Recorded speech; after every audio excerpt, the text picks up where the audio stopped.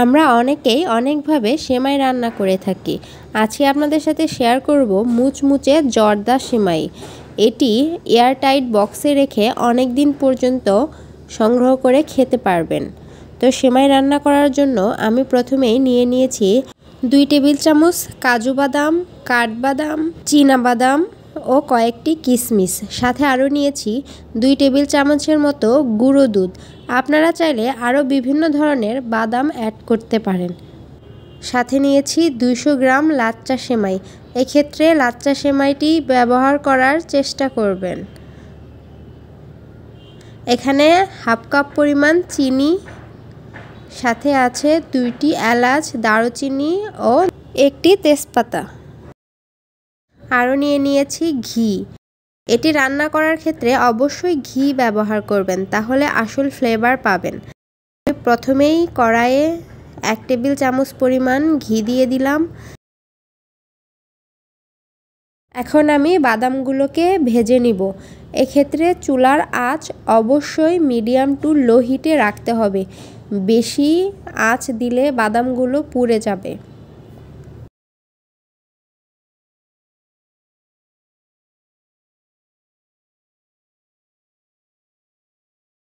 দুই থেকে 3 মিনিট বাদাম ভাজার পর তাতে দিয়ে দিলাম কিশমিশ।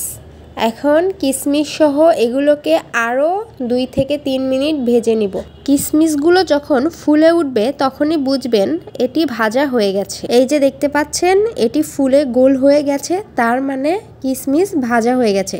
এখন এগুলোকে আমি নামিয়ে ফেলব। আর বাদামগুলো যেহেতু ব্রাউন কালার হয়ে গেছে, তার মানে এগুলো সব ভাজা হয়ে গেছে। বেশি ভাজা যাবে না, তাহলে এর টেস্ট নষ্ট হয়ে যাবে। একই প্যানে আমি আরও কিছুটা ঘি দিয়ে দিলাম। সাথে দিয়ে দিলাম এলাচ, দারুচিনি ও তেজপাতা। এগুলোকে 1 মিনিটের মতো ভেজে নিব। তারপর এতে দিয়ে দিব সেমাই। সেমাইগুলোও মিডিয়াম আঁচে রান্না করতে হবে। বেশি হিট দেওয়া যাবে না, তা না হলে নিচে পুড়ে যাবে। এখন এতে আমি দিয়ে দিচ্ছি হাফ কাপ পরিমাণ চিনি। আপনারা যদি চিনি বেশি পছন্দ করেন তাহলে আরেকটু বাড়িয়ে দিতে পারেন।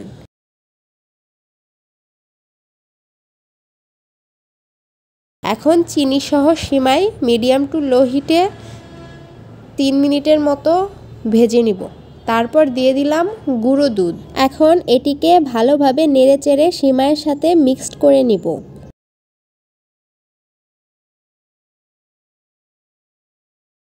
দুধ ও চিনি ভালোভাবে সেমাইয়ের সাথে মিশে গেছে। সর্বশেষে আমি ভেজে রাখা বাদামগুলো দিয়ে দিলাম।